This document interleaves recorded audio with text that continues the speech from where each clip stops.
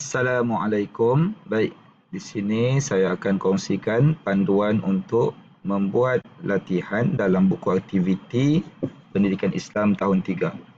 Baik, kita mulakan dengan bidang sirah, iaitu tajuk Wahyu Teragung, muka surat 98. Baik, di sini apa yang perlu dibuat ialah pilih dan tulis jawapan yang betul. Contoh ada diberikan, gua tempat kosong terletak di Jabal An-Nur. Jadi perlu pilih mana satu jawapan yang betul antara dua yang disediakan. Sama ada Hira atau Sur. Jadi kalau di sini jawapannya gua Hira lah. Baik, nombor 1. Usia Nabi Muhammad SAW ketika menerima wahyu yang pertama ialah 50 atau 40 tahun. Kamu pilih dan tulis di sini. Nombor 2, baginda ke Gua Hira untuk tempat kosong sebelum menjadi Nabi, beribadah atau berehat. Nombor 3, Malaikat Jibril alaihissalam mengajar Nabi SAW tempat kosong ayat 1 hingga 5 daripada surah Al-Alaq. Sama ada membaca atau menulis. 4, selepas peristiwa penurunan wahyu, baginda pulang menemui isterinya yang bernama apa? Dalam keadaan ketakutan, Aisyah ke atau Khadijah? Baik, soalan muka surat 99, murid-murid perlu cari jawapan di dalam teka silang kata ataupun puzzle yang ada di sinilah. Yang pertama, cari tempat terima wahyu pertama. Okey, jadi cari jawapannya Gua Hira kan? Ga, waw, alif, ha, ra, alif, hamzah. Gua Hira. Nombor 2, nama surah wahyu pertama. Nama surah wahyu pertama ialah surah Al-Alaq.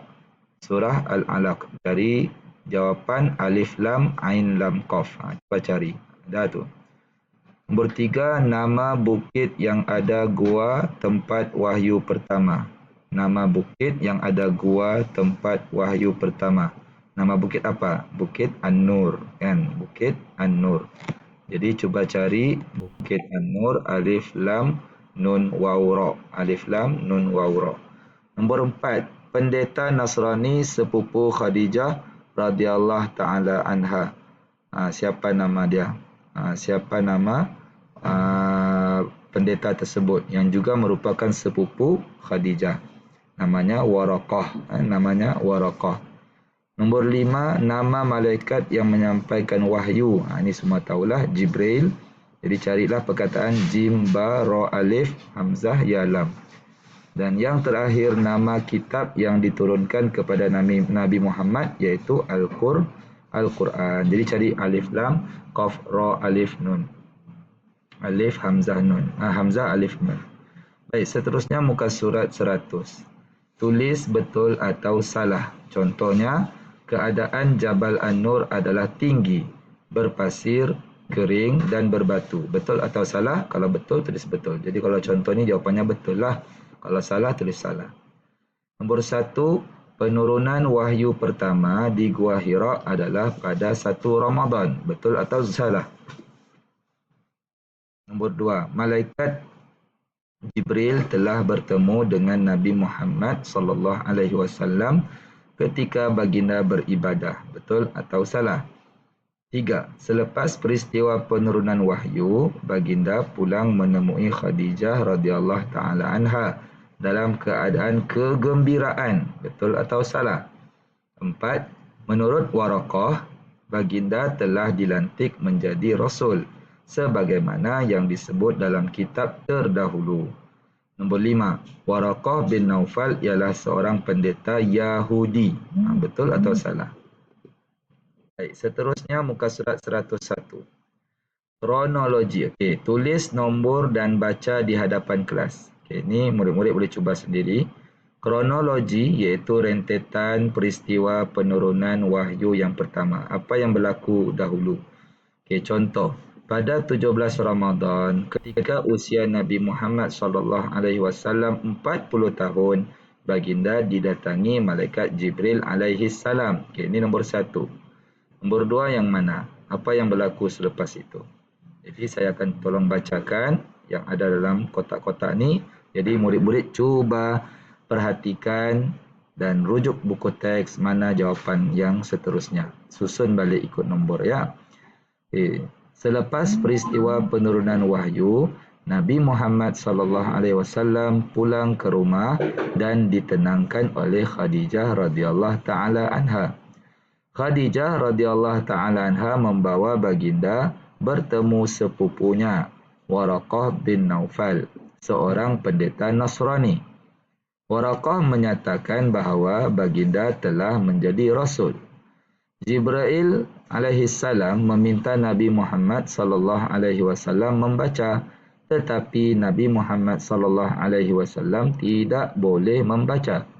Lalu Jibril alaihissalam memeluk dan meminta baginda membacanya lagi. Pada ketika itu Nabi Muhammad sallallahu alaihi wasallam sedang beribadah seorang diri di Gua Hira.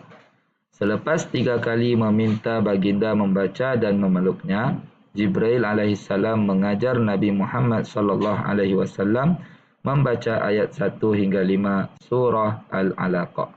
Jadi tolong cari mana nombor 2, nombor 3, nombor 4, nombor 5 dan nombor 6. Baik, dia ada 7 semuanya.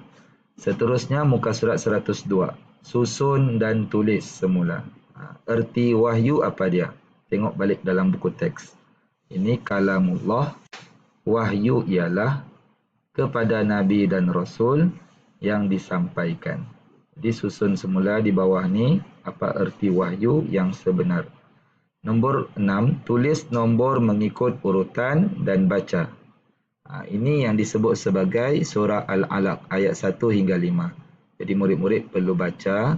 Cuba cari mana sambung nombor 2, nombor 3, nombor 4, nombor 5. Boleh rujuk dalam buku teks. Iqra' bismi rabbikal ladzi khalaq. 'Allamal insana ma lam ya'lam. Khalaqal insana min 'alaq. Alladzi 'allama bil qalam. Iqra' wa rabbukal akram. Jadi cari mana sambungan dia. Nombor 1 ini sudah tahu. Mana nombor 2, mana nombor 3, sehinggalah nombor 5. Baik, yang seterusnya ialah pilih dan tulis. Pilih dan tulis. Pilih di antara 6 jawapan ni dan tulis semula di mana tempat yang betul. Okey, nombor 1. Hujah orang apa? Dapat dipatahkan dengan wahyu. Nombor 2. Kita hendaklah menjadikan amalan membaca sebagai. Okey, nombor 2. Nombor 3, wahyu menyelesaikan permasalahan manusia sepanjang. Nombor 4, wahyu menerangkan perintah dan Allah Subhanahu wa taala. Jadi cari mana jawapan yang sesuai di sini untuk dimasukkan di sini dan tulis semula di bahagian silang kata. Yang ini menegak, cuba cari yang menegaklah. Nombor 1 yang ini. Tulis. Nombor 2 ini menegak. Nombor 3 jawapannya di sini. Nombor 4 jawapannya di sini. Yang seterusnya melintang. Ni melintang. Ada 2 yang melintang. Manusia dapat mengetahui tentang perkara apa daripada wahyu. Perkara apa yang manusia akan tahu. Nombor 6. Tempat kosong ialah kitab panduan hidup manusia. Mana jawapan dia? Jadi jawapannya ada di sini saja. Okay. Yang pertama ni Al-Quran, tabiat iaitu kebiasaan, zaman, sam'iyat iaitu perkara ghaib, malaikat, syurga, neraka, larangan dan kafir. Jadi jawapannya ada di sini. Cuma perlu pilih saja mana tempat yang betul dan masukkan di ruang-ruang yang disediakan. Dan yang seterusnya, cuba jawab soalan 104. Al-Quran sebagai panduan hidup. Okay. Jadi, cuba isi dialog di bawah. Apakah dialog yang sesuai kita tulis di sini? Yang pertama, kita nak ajar diri kita supaya taat kepada perintah Allah. Jam 5.50 pagi, sudah azan subuh. Ayah sedang kejutkan anak semasa yang sedang tidur. Apa ayat yang sesuai untuk kita suruh anak ini taat pada perintah Allah? Yang kedua, bercakap benar. Jadi ada anak-anak yang pecahkan pasu menggunakan bola. Jadi apa yang perlu dijawab? Itu boleh bina sendiri. Dan yang terakhir, lihat dan tulis tindakan kamu dalam situasi di bawah. Okay, gambar di atas ni gambar dalam keadaan kucing yang kelaparan, tiada makanan. Apa tindakan yang patut dilakukan? Kemudian dalam masa yang sama, kasut-kasut yang berselerak, kotor, pokok yang sudah layu, apa yang patut kita buat? Contoh di sini dia bilang menyiram pokok. Okey. Jadi yang lain-lain cuba kamu bantu isi.